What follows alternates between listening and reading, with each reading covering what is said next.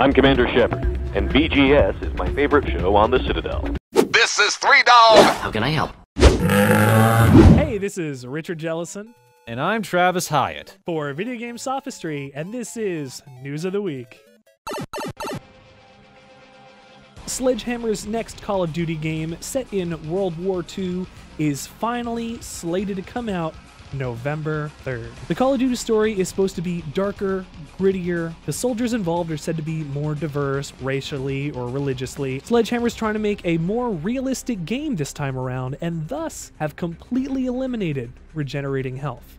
This time, in order to survive, you have to run over to your field medic, say, hey, I need a heal, and in a similar vein, if you want more ammo, you've got to share with your squad mates and make every shot count. Back to the multiplayer for the second, you should expect all of the normal modes plus a brand new mode called War. Think of it like a big story-based mission like Titanfall. And on the topic of playing together, Call of Duty is bringing back zombie co-op, and maybe something a little different. Sledgehammer's co-founder Glenn Schofield says, we've got something very special with co-op coming, very much a Sledgehammer thing. Polygon and Kotaku are talking this up as the next big game Call of Duty needs as a series, but I'm not quite sure about that. It may be a Battlefield killer, it may not, but I'm not sure whether it's going to bring that Call of Duty reputation back up to where it really once was. We'll see when the game drops November 3rd. So, how is Xbox doing? Microsoft is reported to make over $1.9 billion in the recent fiscal quarter year. When talking about Microsoft's earlier decline in the fiscal quarter, it's speculated that it was because most consumers are focusing their eyes and ears all on the Project Scorpio. Whether or not this is really the case is purely subjective. I personally think that it's a mix of not only consumers anticipating the Scorpio's release, but the fact that when you take into the consideration of the software that Xbox had that year, it wasn't really anything noteworthy or substantial. But thankfully, Microsoft has managed to dust themselves off, and they'll hopefully be seeing green for the rest of the year. Earlier this year, Microsoft announced a new game service called the Xbox Game Pass. For $10 a month, you'll get access to over 100 Xbox One and Xbox 360 games. Spencer has said he's looked at Netflix and HBO and wants to emulate their model. Not necessarily for completed games, but also chapter-based games as well. This can turn every game into the likes of the new Final Fantasy VII Remake, where big-budget action games or even shooters can be broken down into 2 or 3 hour-long segments that release every few weeks on a paid platform. This might allow for an increase in quality for these pieces of released content, but what developer is going to want to put their hard work exclusively on a service where they won't see a dime in regular revenue? There's no saying that any part of that $10 a month is going to make it to the pockets of those developers. We all remember how hard it was trying to find an NES Classic Mini. Now that Nintendo has ceased production on the thing, it's going to be nearly impossible to find it without having to break your wallet for $400 to $500 on eBay. Nintendo stated that the reason they're pulling the plug on this wonderful plug-and-play system is the fact that it wasn't meant to be a long-term product. It's also speculated that the reason that the NES Mini went out of production is so Nintendo could shift their focus not only on the Switch, but so that they could also begin production on the rumored SNES Classic Mini. Now, even if this is the case for both the SNES Classic Mini and the Switch, that really doesn't justify the limited amount of units that consumers had when this thing launched. Nintendo has somewhat garnered a reputation for specialty products, but when it gets to the point where an $80 system becomes a $500 system, nobody wins. It seems that Nintendo don't give a damn if you wanted an NES Classic Mini. 5 years and 16 episodes later, the last video of Feminist Frequency's Anita Sarkeesian's depiction of women in video games has finally dropped. The final video focuses on the lady sidekick character, with special attention paid to BioShock Infinite's Elizabeth and her role in the base game. She goes over the idea of supporting females who have no real agency or character, but offer a helping hand, condemning the likes of Resident Evil 4, but really praising The Last of Us and Gears of War. In the last 5 years, gaming has changed a lot. Whether or not Anita Sarkeesian's points made a big change in the industry is hard to say, but there are a lot more strong and developed females in both lead and supporting roles than there ever were before. Thanks for watching. I'm Richard Jellison. And I'm Travis Hyatt. And that was your News of the Week.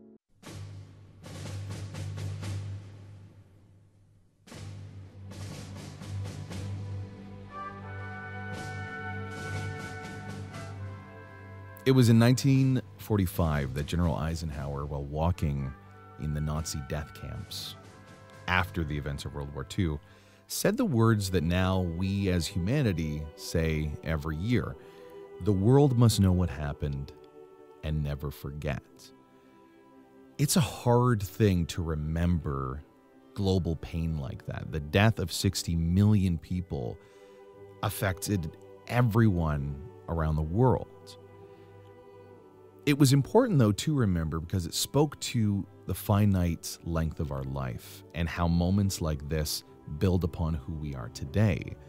If we look at the world in 2017, it's a very different way in which we pay reverence and remembrance.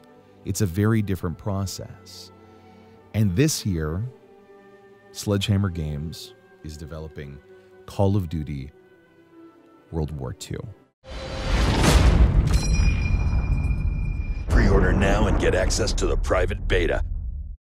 They're claiming that it will speak to that global pain, that reality of war that affected all of us. And I pose the question to you today: can a Call of Duty game really be sympathetic to that human experience? Or is it unable? Is it more than unable and perhaps a dangerous thing to try and remember pain like this that so informs our humanity if you can't do it right? I'm Andy Burkowski. I'm joined this week by Jesse Earl, Liam Brands, and we try to answer the question, can Call of Duty be sympathetic? Thank you guys for joining the program as always. Yeah, a game like this, a Call of Duty game, at big shoes to fill. It's a franchise that almost represents games in a lot of ways. How are you guys feeling? It's a franchise that represents a very specific part of games too, not necessarily powerful storytelling and historical accuracy and respect for soldiers. So what can you tell us about Call of Duty World War II? Well, I could start off by telling you that it's going to be launching on November the 3rd for PC, PS4, and Xbox One. We're going to get dropped into the shoes of a 19-year-old completely inexperienced private named Red Daniels, and you're going to be fighting your way through Europe during World War II as a part of the U.S. 1st Infantry Division.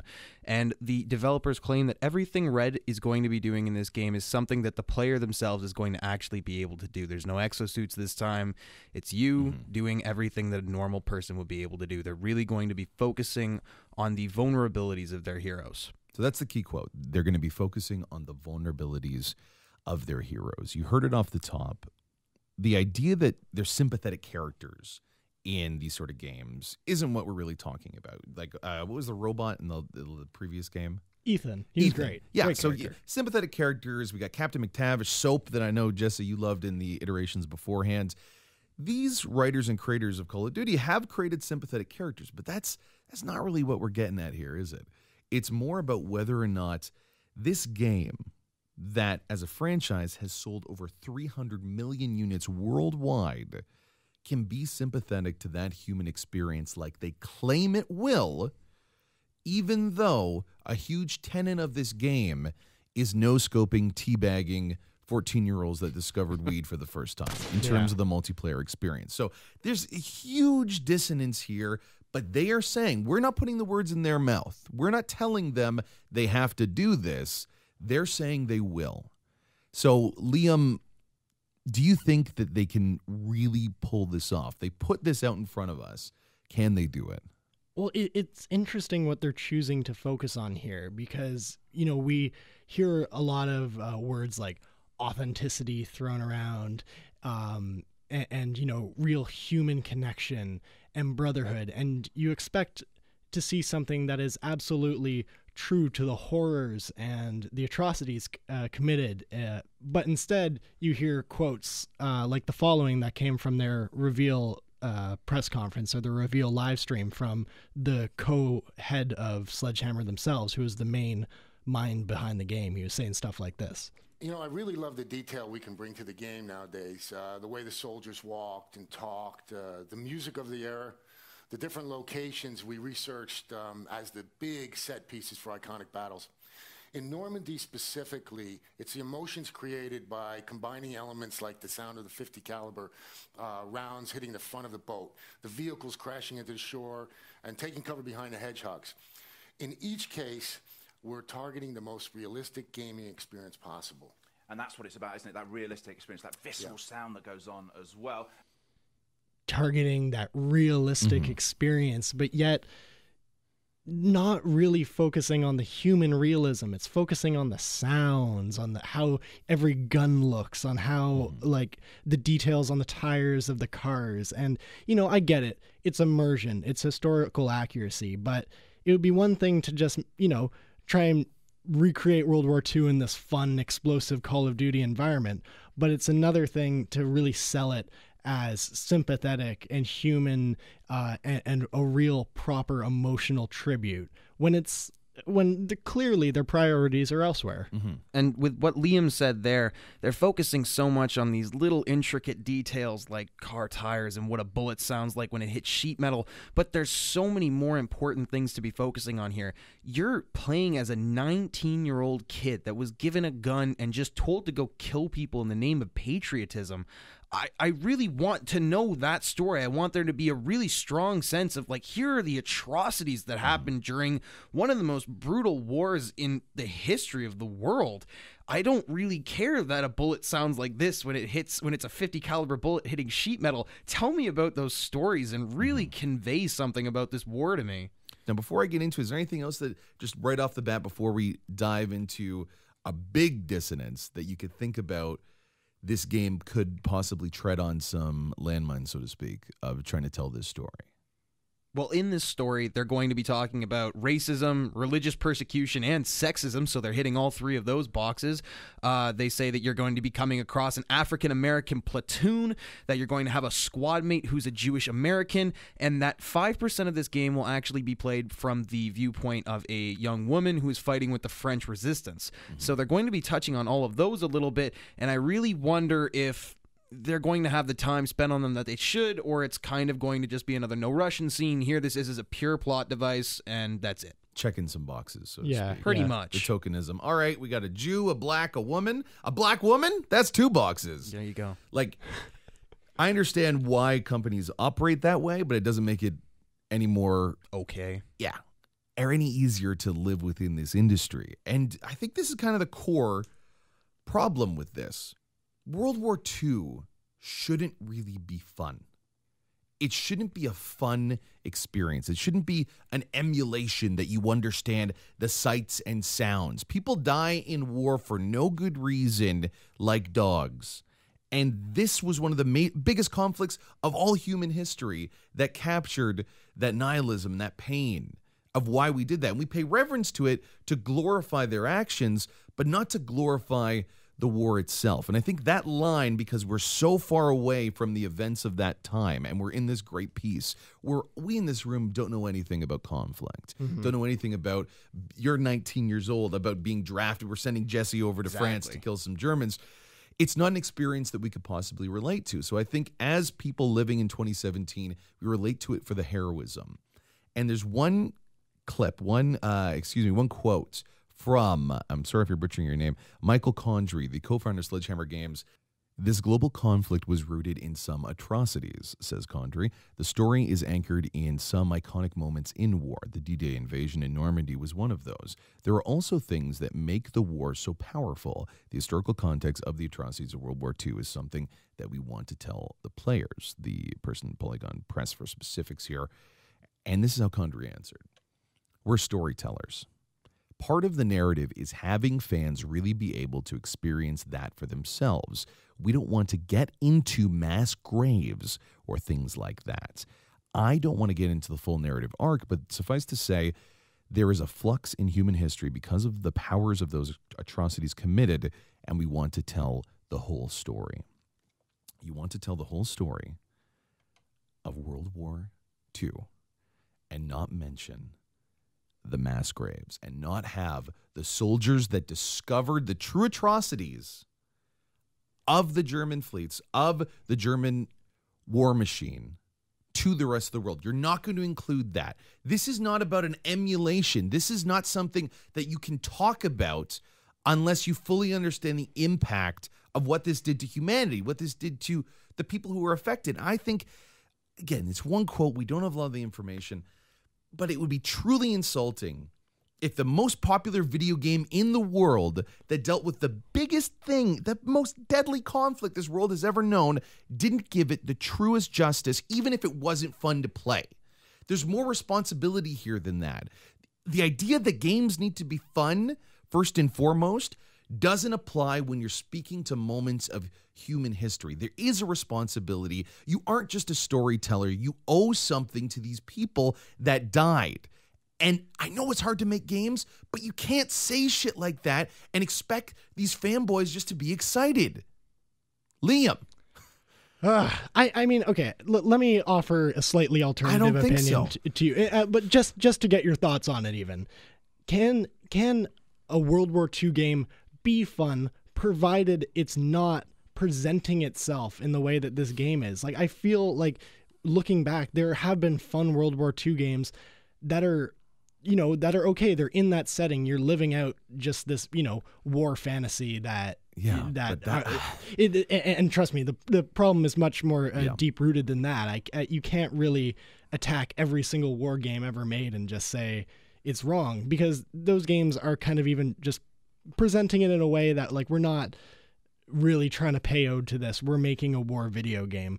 But when you're trying to make your game as much of a museum exhibit or a memorial as it is a video game, that's where it really seems to be. Well, there's a lie. If you're saying you're going to give an authentic experience, then absolutely you have to do that. I would even go so far as to say most war games that are trying to depict real wars that have changed the face of humanity probably shouldn't be that fun. I'm more of that side, just to say there's a way you can do, like, there's different things that you can say without needing to fetishize the greatest conflict that humanity has ever known. I think just the gift of time and space has given us the ability to do that. So, agreed. Some people might not think that they need to be that extreme. I'm of that demographic, being nearly over 30, and I think there's other people that are of that mindset. But let's get back to the game itself. So, they're saying it's going to be authentic. They're saying they're going to talk about the behind the scenes. We haven't really seen that they really want to push that. It's just people kind of emulating and reading their press releases.